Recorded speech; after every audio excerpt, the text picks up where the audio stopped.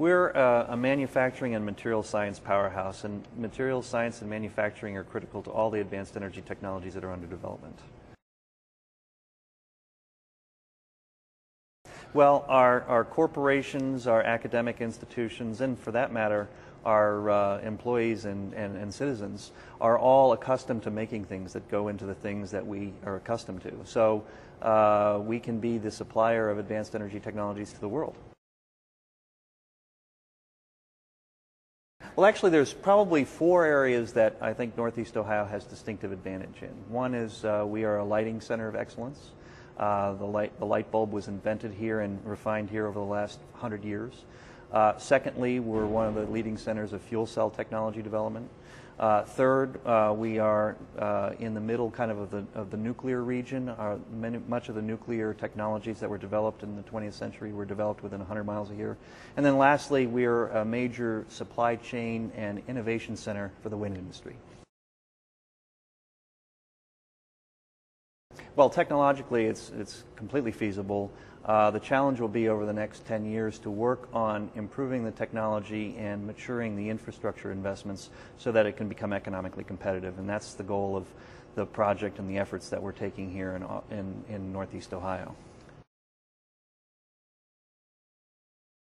Well, our first project that is being planned for Northeast Ohio under the Lake Erie Energy Development Corporation is a 20-megawatt project offshore downtown Cleveland, about 7 miles.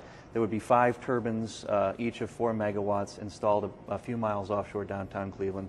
And we aim to have that installed by the end of 2012 and connect that to the grid and use that first project as sort of a stepping stone for planning and implementing future projects using the lessons that we learned from the first project.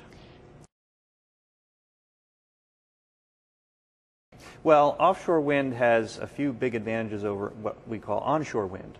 Offshore wind, the footprints are very large, the wind is much more consistent, but most importantly, the winds on Lake Erie are much closer to the demand centers than the winds in Iowa and Kansas. So it's a lot easier to get the power from Lake Erie to places like not only Cleveland, but New York and Chicago than it would be to get it from Iowa and Kansas.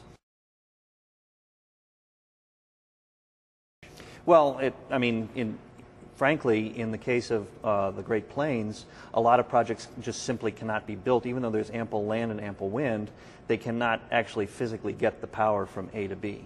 And so we don't have nearly that degree of problem as they do in the Great Plains. Well, the energy industry is arguably the world's largest. It's about $6 trillion a year is spent worldwide on energy. And the way we produce and consume energy today is going to be dramatically challenged over the next 50 years. Supply challenges, environmental challenges, a whole new industry needs to be invented. And so our goal is to try and get at least our share of the advanced energy activity to be happening here in Northeast Ohio so we can use that as an engine for economic growth over the next few decades. Well, if you think about the energy technologies that are under development to replace things like coal and oil and natural gas, those are extractive forms of energy. You're taking stuff out of the ground and consuming them. Most forms of energy supply technologies are looking for alternative ways to harness or capture energy that's abundant and sustainable and permanent and infinite in its supply. That's what some people call manufactured energy. Coming up with equipment that can harness natural forces like geothermal, like wind, like solar, like ocean power, like biomass and growing plant crops, making equipment to actually take these sources of energy and convert them into useful forms of energy that we can use, rather than relying on fossil fuels, which, frankly, we have a finite endowment of those and we're depleting them. Well, the vast majority of, picking wind specifically, the vast majority of equipment made for the wind industry is not made in the U.S., regrettably, because we've been a laggard in the industry in a variety of ways. What we see, and a lot of people see, is that as the wind industry grows in the United States, more and more of the manufacturing activity will come to the United States. Within the United States today, much of it's actually pretty dispersed on where the turbines are made. Some are made in Colorado, some are made in Texas, some are made in New York, some are made in Florida, etc. What I will say, though, is that Ohio has a large portion of the supply chain that goes to those turbine manufacturers. Research indicates that the center of gravity for the supply chain in the wind industry is really within Ohio and the neighboring states. So we're really at the middle of the industry, and that serves us well.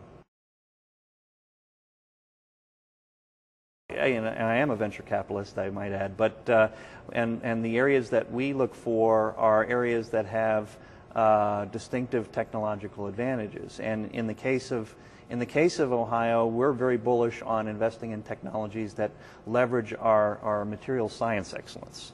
To the extent that, and for instance, in the case of Toledo, Toledo has become a real center of advancement and being on the leading edge of solar technologies.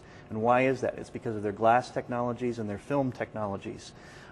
Similarly, we see the tremendous strengths that we have here in Northeast Ohio in polymers. So there are a lot of applications in the energy industry where new plastics, new materials will be really important, whether that's in solar, whether that's in wind, whether that's in fuel cells, batteries, energy storage, even in combustion processes around biomass technologies. So we're actually very bullish on the materials technologies that feed into the advanced energy economy.